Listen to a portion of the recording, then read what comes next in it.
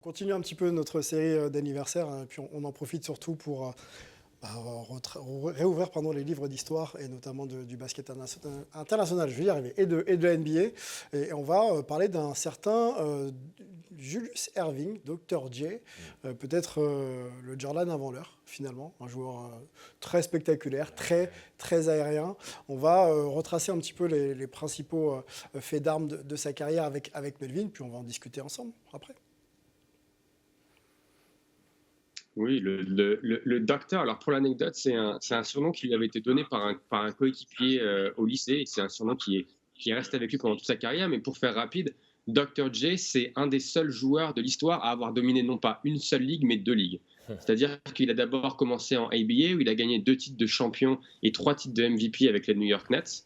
Et puis après la fusion entre la ABA et la NBA en 76, il a été transféré aux Sixers, où il gagnera au final un titre de champion en 83. Il sera aussi élu MVP en 81, et on voit aussi ses nombreuses sélections au All-Star Game. Et quand il est aux Sixers, c'est vraiment l'apogée de la rivalité entre ces Sixers et Larry Bird et les Celtics, qui rencontrent 4 fois en 6 ans en finale de conférence Est, mais aussi avec les Lakers de Magic Johnson et de Kareem Abdul-Jabbar, qui les rencontrent 3 fois en 4 ans en finale NBA. Et puis évidemment, Julius Erving, c'est celui qui a vraiment rendu le dunk populaire. Avant lui, le dunk, c'était vraiment, j'ai envie de dire, limité à des intérieurs. Et lui a amené vraiment une certaine grâce, une certaine classe au dunk. Et c'est le premier joueur, comme tu le disais, Sylvain, à avoir joué dans les airs. Et c'est ainsi pour ça qu'il était devenu l'idole de Michael Jordan. Et notamment en 76, quand il participe au concours de dunk de la ABA, il est un des premiers joueurs à dunker des lancers francs. Et ça a vraiment fait exploser la popularité du concours de dunk. Et puis pour les plus jeunes, si vous avez envie d'en savoir plus sur Dr. J, allez sur YouTube et cherchez son dunk sur Bill Walton lors des finales 1977. Son lay-up de folie contre les Lakers, où il passe sous le cercle, on a l'impression qu'il sort du terrain et il arrive à marquer un lay-up de l'autre côté contre les Lakers en finale 81. Et enfin, évidemment, le dunk sur Michael Cooper dans les finales 83, le Rock the Baby dunk. Donc, encore une fois, Dr. J, une légende du jeu, une carrière sûrement sous-cotée, et j'appelle vraiment tout le monde à aller voir un peu ses highlights, parce que c'était un joueur absolument exceptionnel. YouTube pour ça, hein. On fait la pub de cette célèbre compagnie, mais bon, ça nous permet aussi d'avoir quelques belles images. Quand même des bons côtés. Il y a les excès, mais il y a surtout les bons côtés. Les aussi. bons côtés. On peut reprendre le palmarès quand même de Dr. J, donc un titre de champion NBA, 2 titres de champion ABA, et puis il y a 16 All-Stars quand même, hein. 7 All-NBA Team, 5 MVP. All... Ouais, exactement, ça fait beaucoup. 2 titres de MVP du All-Star Game. Et voilà, il y a quand même des statistiques intéressantes. Moi, je voudrais qu'on continue un peu à parler de Dr. J ensemble. On sait que quand David Stern reprend la NBA au début des années 80, et que Jordan arrive, et qu'il y a déjà Magic, il y a déjà Bird, il y a aussi ce processus de dire, OK, on va internationaliser la Ligue, et puis on va faire de ces icônes peut-être les images de la Ligue. Est-ce que Dr. J, qui arrive donc avant, n'a pas un peu raté le wagon finalement, alors qu'il avait aussi toutes ses qualités, un petit peu un grand sourire, un joueur spectaculaire, pour être aussi ce visage de la NBA? Pour moi, il n'a pas raté le wagon. Il a simplement été l'homme qui a permis de faire la passerelle entre la ABA et la professionnalisation, on va dire, concrète du basket aux États-Unis, avec la fusion des deux ligues, la NBA qui prend son essor. Donc pour moi, en fait, à chaque époque, il y a un ambassadeur, il y a un joueur clé. Et Julius Erving, qui, comme tu dis, paradoxalement, peut être considéré comme ayant raté le wagon, reste un joueur pour qui toutes les légendes et toutes les nouvelles stars ont un respect absolu. Il y a une révérence pour ce joueur. Il y a si tu veux, une réelle compréhension du rôle qu'il a eu dans l'histoire du basket NBA.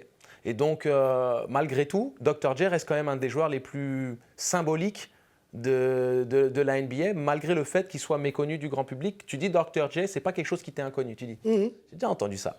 Le père spirituel de Michael Jordan, hein, c'est lui-même qui le disait. D'ailleurs, on a une déclaration de Michael Jordan qui parle de Dr. J. J'ai signé quelques bons matchs contre Philly sur ma première saison, mais je ne pouvais rien faire quand j'étais face à Julius parce que j'avais une telle admiration pour lui. J'étais simplement heureux de partager le parquet avec lui. Donc quand Jordan, en général, on ne va pas trop donner d'éloges à certains joueurs. Donc quand on a une éloge comme ça place un petit peu le bonhomme. C'était David Thompson, Julius Erving, c'était ces joueurs-là qui étaient extrêmement aériens, spectaculaires. Et puis Jordan, c'est l'héritier. Et c'est un peu ça aussi. Tu as ces joueurs qui inspirent la génération d'après. Et Julius Erving fait partie intégrante de cette histoire. Et c'est ça qui fait que ces émissions sont importantes. De faire découvrir à la nouvelle génération les légendes du passé, parce que ce devoir de mémoire, c'est quelque chose qu'on doit absolument pérenniser.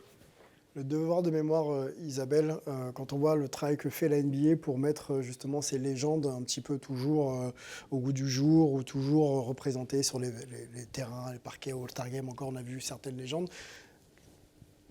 La France, le basket français, qui le fait aussi, pourrait continuer peut-être de s'inspirer un peu plus. Ouais, un peu plus de ça. Bien sûr. Aujourd'hui, moi, j'ai la chance d'évoluer avec de très jeunes athlètes qui ont entre 18 et 24 ans. Et c'est vrai que chaque fois, quand moi, je rencontre une internationale, on a la chance d'avoir Audrey Sorey pas très loin. Elle est venue une fois, vous la connaissez. Non, les filles, elles ne connaissent pas. Donc, de temps en temps, moi, je viens à l'entraînement et je questionne. Parce que pour moi, c'est important. Si on ne sait pas d'où on vient, qui a fait notre histoire et qui nous a permis d'arriver là, comment veut-on valoriser ce qu'on a aujourd'hui ? Et ce travail-là de mémoire, moi, il est fondamental. Bien sûr, mais il est fondamental. Il y a quelques personnes qui le font. Hein. Je pense à l'association des anciens basketteurs, là, les anciens internationaux, ils le font de plus en plus, mais voilà, ça reste quand même encore un peu... Encore beaucoup de choses à faire. Ouais. Bon, le message est passé, effectivement. Les légendes du basket français sont là et elles méritent aussi d'être honorées. Basket international même d'ailleurs, en français, tout type de légende. On a une histoire quand même. Le basket français, c'est ça le paradoxe du sport français, c'est qu'on a une histoire. On a des Yannick Souvray, Audrey Sorey, qui sont des femmes importantes dans l'organigramme du basket à l'heure actuelle. Entre Yannick, qui est présidente de la Ligue féminine, tu as Audrey Sorey, qui est directrice sportive de club de Betclic Elite. Je veux dire, et elles ont gagné l'Euroleague, elles ont porté l'équipe de France au plus haut. Tu as des joueuses comme Isabelle, et tu vois, je pense qu'on ne met pas assez à l'honneur. Il n'y a pas ce devoir, mais c'est culturel une fois de plus, Sylvain, tu vois. Mais c'est la modestie. À la française, il faut être modeste, il faut être rangé, alors que pour moi, tu viens de citer ces deux femmes-là, c'est vraiment... Quand on parle de représentativité, elles sont inspirantes, ce qu'elles font quand même. Et Isabelle Fijakowski, qui a été la première joueuse française à jouer en WNBA. Alors c'est peut-être un autre débat qu'on ouvrira, mais peut-être qu'à l'image d'un Tony Parker, c'est à cette génération, la tienne et celles qui viendront ensuite, de dire ok, on se met en avant et on dépasse un peu les codes pour justement montrer qu'on est là et qu'on est aussi en mesure, et c'est d'ailleurs l'objet du bouquin, on va en parler bien sûr ensemble, c'est une petite transition anticipée, mais on va en discuter. Le bouquin, je le montre, géante, on peut en parler. Les matchs de ma vie d'Isabelle Yacoubou et de Sandra Bensoussan dans quelques minutes. C'est promis, on vous en parle.